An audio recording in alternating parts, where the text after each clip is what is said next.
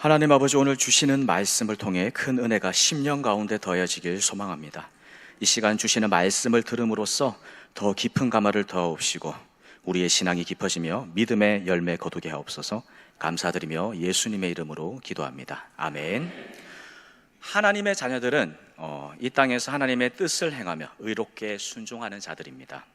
그러나 사실 하나님의 뜻을 행한다는 것에는 믿음을 지키는 것과 또 현실의 문제 앞에서 많은 갈등과 어려움을 반드시 동반하게 됩니다. 하지만 명백한 사실은 현실의 문제가 있음에도 불구하고 분명한 하나님의 뜻이 있을 때 결단하여 순종하고 인내한다면 하나님께서는 반드시 함께 하시고 또 보호하시고 인도해 주시고 마지막에는 높여 주신다는 것입니다. 오늘 본문의 요셉의 이야기는 이와 관련된 내용입니다. 요셉은 비참한 인생의 굴곡이 있었지만 여전히 그 마음의 중심이 하나님 앞에 있던 자였습니다. 그리고 그런 믿음을 통해서 한순간에 노예의 신분에서 애굽의 총리로 변화되게 됩니다. 하지만 그 과정은 인간적인 눈으로 보았을 때는 결코 순적하지 않았습니다. 오늘 말씀을 통해서 우리가 믿음과 현실의 고난과 이 시험거리에 대한 상관관계에 대해 깊이 묵상하면서 우리가 현실에 닥친 어려움 앞에서 어떻게 반응해야 믿음이 성장하고 또 승리할지를 깨달아서 우리 인생의 방향성이 하나님 앞에 심어질 수 있는 우리 모두가 되길 주님의 이름으로 소망합니다.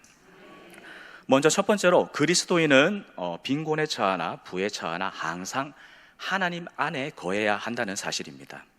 어떤 상황에서도 하나님 안에 거하는 믿음이 중요하다는 것이죠.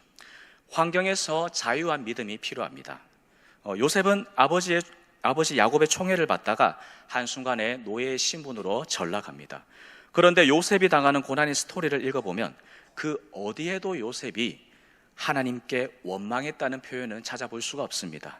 단지 요셉은 자신이 처한 환경의 비참함 속에서도 자기 앞에 놓인 일들을, 해야 할 일들을 열심히 그리고 충성을 다해 행하고 있는 것을 발견할 수 있습니다. 요셉이 보디발 집에 들어가게 되었을 때 보디발은 이 하나님이 함께 하시는 요셉을 보면서 요셉을 가정의 총무로 삼습니다. 창세기 39장에 나오죠. 그리고 보디발의 아내의 모함으로 인해 감옥에 들어가게 되지만 요셉은 그 감옥에서도 여전히 자신과 함께 하시는 하나님의 은혜 속에 간수장의 마음에 들어서 감옥의 재반 사무를 맡게 됩니다. 그리고 이어서 요셉은 하나님의 때에 결국 애굽의 총리가 되게 됩니다. 무슨 말이냐면 하나님 안에 거하며 주신 현실 앞에 충성하고 또 그 마음의 중심이 하나님께 서 있는 자는 어디에 있든 어떤 상황 속에서든 하나님께서 함께 하시고 보호하시고 인도하시고 또 다음의 축복을 위해 준비시키신다는 것입니다. 요셉은 가는 곳마다 미리 우두머리로서의 훈련되게 하신 것이죠. 이런 훈련이 쌓이고 쌓여서 요셉은 애굽의 총리가 되어서 나라의 큰 일들을 효율성 있게 잘 치리할 수 있게 되었습니다. 하나님 앞에서 그냥 되는 것은 없습니다. 다윗도 마찬가지죠. 다윗이 사무엘에게 기름 부음을 받고 난 이후에 블레셋과의 전쟁 앞에서 사울왕 앞에 서게 되었을 때 자신이 목동일을 하면서 목숨을 걸고 맹수들과 싸우며 양들을 돌봤다고 사울왕 앞에서 고백을 합니다.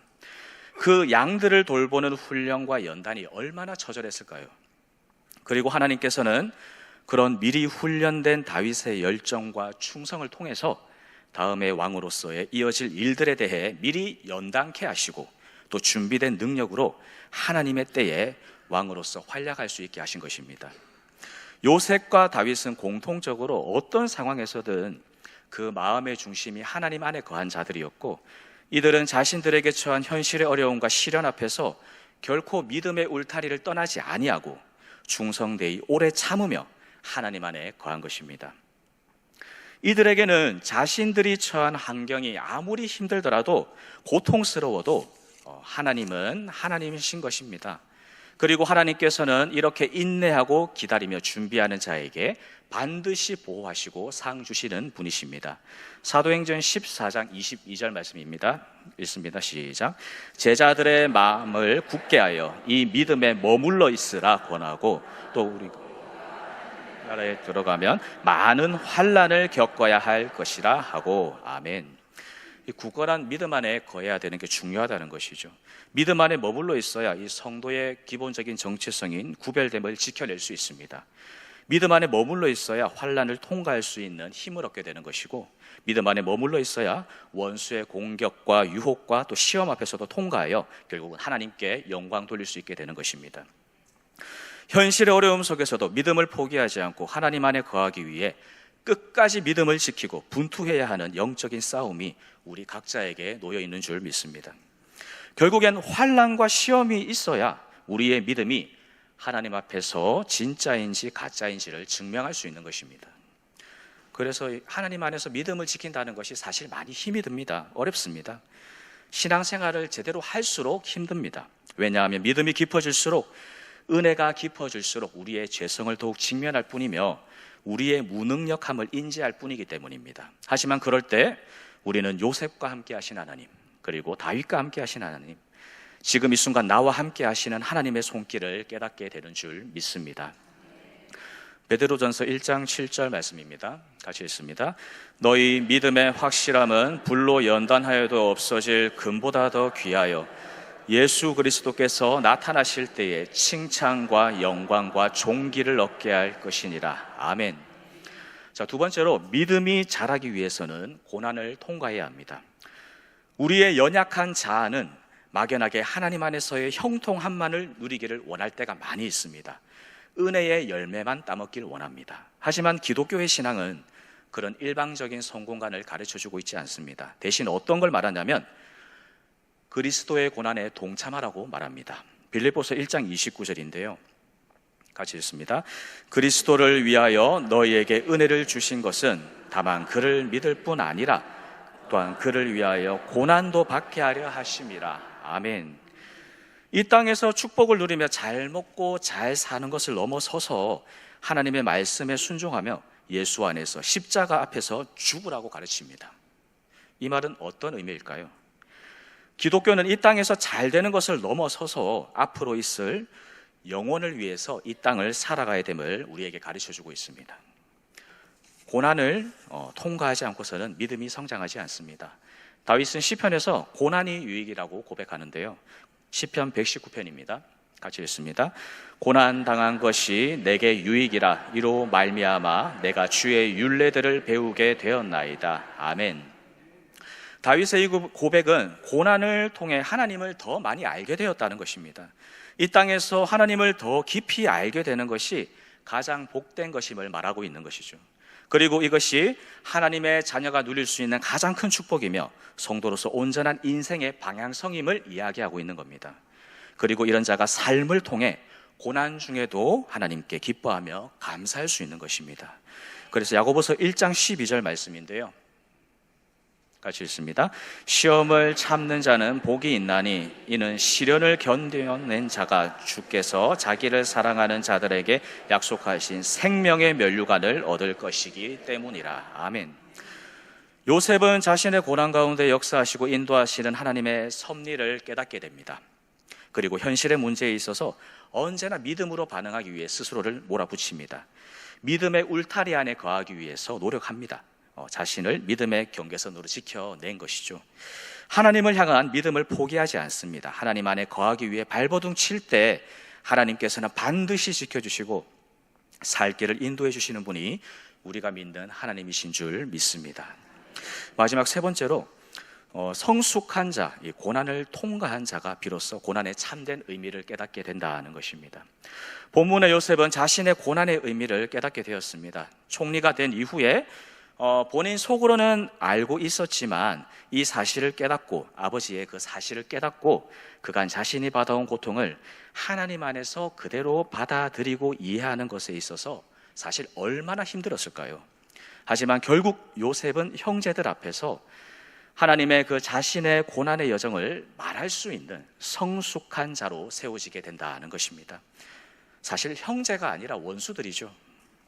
자신의 권력으로 충분히 복수할 수 있지만 요셉은 하나님 안에서의 고난의 의미를 깨달았기 때문에 비록 자신의 속마음은 고통스럽지만 그럼에도 불구하고 이 하나님의 언약의 이행하심에 대한 원대한 큰 구원의 계획을 깨달았기 때문에 믿음 안에서 자신의 감정과 생각을 내려놓고 하나님의 뜻을 받아들이게 됩니다. 하나님을 경외한 것입니다.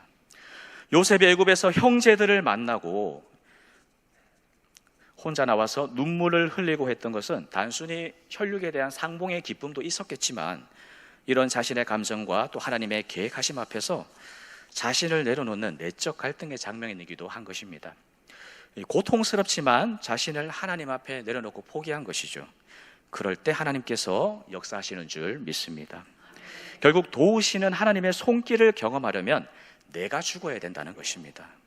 본문에서 요셉은 형제들에게 고백합니다. 7절이죠. 하나님이 큰 구원으로 당신들의 생명을 보존하고 당신들의 후손을 세상에 두시려고 나를 당신들보다 먼저 보내셨나니 라고 고백합니다. 하나님 앞에 자신을 내려놓을 수 있는 자만이, 시험을 통과한 자만이 이런 성숙한 고백을 할 수 있는 것입니다. 결국은 내가 죽지 못하기 때문에 내 감정, 내 생각, 내 방법을 내려놓지 못하기 때문에 하나님의 때가 지연될 수밖에 없다는 것이죠. 욥기서에서 욥은 고난 가운데서 결국 마지막엔 눈으로 하나님을 배웁는다고 고백하고 있습니다. 이 고백은 하나님 앞에서 연약함과 죄성이 그간 많이 있었다는 것이고 욥은 고난을 통과하면서 자신의 연약함과 죄성을 더 직면하면서 깨달았다는 것입니다. 그만큼 우리의 정욕이, 죄성이 계속해서 하나님과 우리 사이를 방해하고 있고 또 이 때문에 하나님께서는 우리가 온전히 하나님의 자녀로서 믿음이 성숙할 수 있도록 변화되도록 계속해서 인도하시고 또 시험을 허락하신다는 겁니다. 결국 문제는 나입니다. 내가 얼마나 속히 하나님을 신뢰하며 나를 내려놓고 본문의 요셉처럼 하나님께 의탁하는지에 따라 하나님의 때가 당겨질 수도 있고 길어질 수도 있다는 것입니다. 하지만 결국 안 된다면 하나님께서는 촛대를 옮기시겠죠. 말씀을 정리하겠습니다. 요셉은 총리가 되기까지 이루 말할 수 없는 고난과 시련을 경험합니다. 하지만 그런 과정에서도 하나님께서는 요셉을 연단시키는 훈련으로 사용하신다고 합니다. 시편 105편에서 이렇게 설명하고 있는데요. 제가 읽겠습니다. 시편 105편입니다. 그가 한 사람을 앞서 보내셨으며 요셉이 종으로 팔렸도다. 그의 발은 착고를 차고 그의 몸은 쇠사슬에 매였으니 곧 여호와의 말씀이 응할 때까지라. 그의 말씀이 그를 단련하였도다. 왕이 사람을 보내어 그를 석방하며 뭇백성의 통치자가 그를 자유롭게 하였도다. 그를 그의 집의 주관자로 삼아 그의 모든 소유를 관리하게 하고 그의 뜻대로 모든 신하를 다스리며 그의 지혜로 장로들을 교훈하게 하였도다. 아멘. 금방 읽은 말씀에서 하나님께서는 이 고난을 통해서 하나님의 말씀이 요셉을 단련했다고 했습니다. 이 고난은 결국 하나님께서 각 자녀를 쓰시기 위한 연단의 도구라는 것이죠. 하나님은 하나님의 자녀들이 각자의 분량에 따라 하나님의 마음을 알 만큼 충분히 그 믿음이 성숙되길 원하십니다. 성숙한 자라야 단단한 음식을 먹을 수 있는 것이고 그런 자라야 아버지의 온전한 뜻을 깨달아 자신을 내려놓고 아버지의 뜻에 순종하면서 행할 수 있는 자리로 나아가게 된다는 것입니다. 우리 주님께서 걸어가신 좁은 길이 바로 이런 길인 줄 믿습니다. 바로 오늘 주신 말씀을 통해서 환난과 시험에서도 이 믿음 안에 거하기 위해 치열하게 분투해서 마지막엔 감격스러운 생명의 면류관을 받을 수 있는 우리 모두가 되시길 주님의 이름으로 간절히 축복합니다. 기도하시겠습니다. 하나님 아버지, 오늘 주신 말씀을 통해 큰 깨달음을 더하시사 인내의 결실을 거두게 하옵시고 주님을 더 경외하게 하옵소서. 감사드리며 예수님의 이름으로 기도합니다. 아멘.